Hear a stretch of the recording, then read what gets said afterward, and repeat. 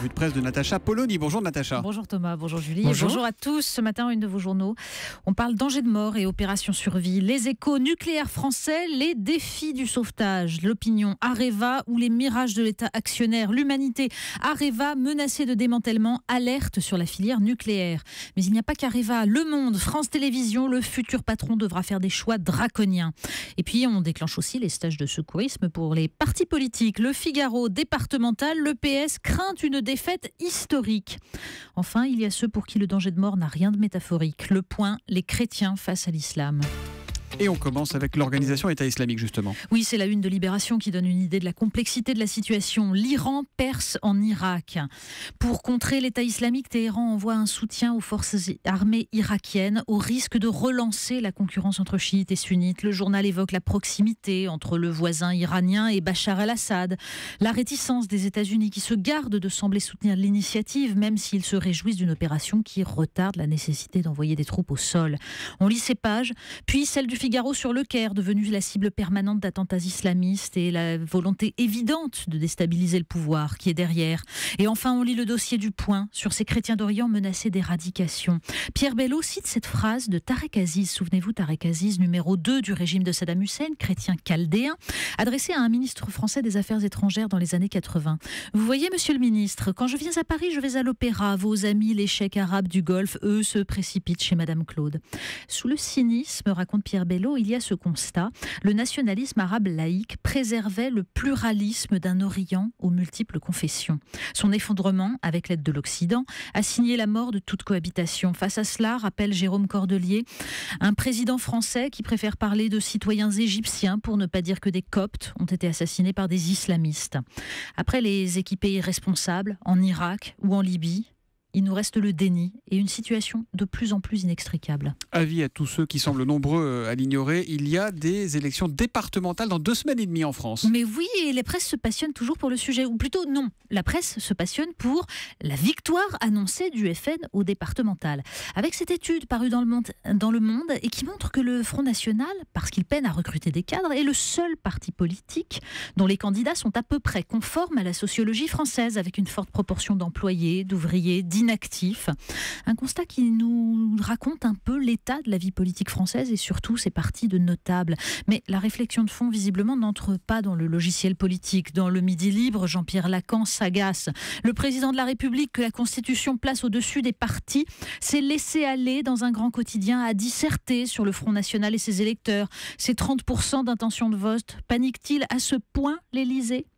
Et de pointer l'aberration de faire voter sur des départements dont la réforme est un grand flou. Dans les Échos, Cécile Cornudet ne dit pas autre chose. Certes, l'UMP et le PS ont choisi cette fois de ne pas éluder la question du FN. Au contraire, anathème, nom d'oiseau.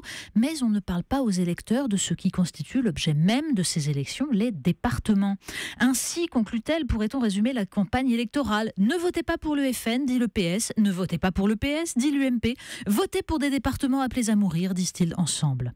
Les citoyens, comme les consommateurs, résume Mathieu Verrier dans La Voix du Nord, veulent entendre parler d'eux et de leur bien-être. À trop alerter sur le péril frontiste, sans apporter les réponses au malaise, les partis se risquent surtout à la prophétie autoréalisatrice. Des départements et des villes qui cachent des réalités bien différentes, Natacha. Et oui, c'est d'ailleurs sans doute une des dimensions du problème, le sentiment de relégation de certaines populations. Alors il y a ces électeurs du Limousin dont nous parle Libération, vieille terre de gauche en train de basculer.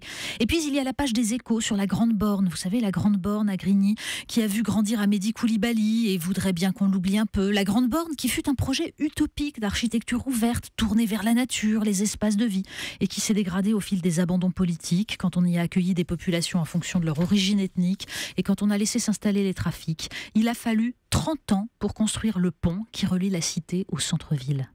Et puis il faut lire dans le magazine Néon ce drôle de reportage. Safari dans la ville la plus moche du monde. Alors je vous rassure, on n'est pas en France, cette fois-ci on est en Wallonie, à Charleroi.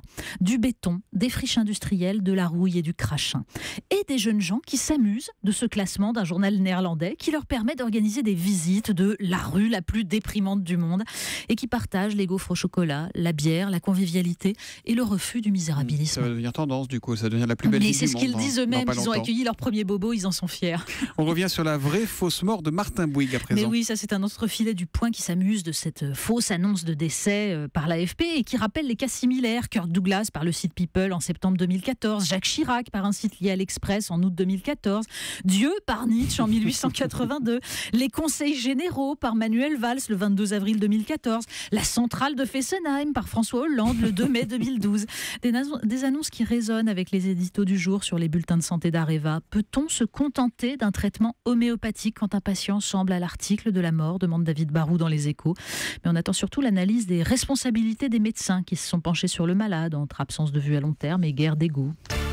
On termine avec les Inrocks. Mais oui, où il y a une solution peut-être à ces problèmes d'annonce de mort. Les Inrecuptibles ont exhumé, c'est le cas de le dire, un texte de Thomas Edison qui espérait construire un appareil baptisé Nécrophone, un amplificateur plus puissant que son phonographe et qui aurait pu comme ça capter le son des esprits. Bien sûr. Bon, sinon, il reste une autre solution encore, c'est le dernier hobby des Américains fortunés, selon Le Point, apprendre la taxidermie, éviscérer, dépecer, remplir de paille. Il paraît que ça permet de conserver un petit animal auquel on tenait.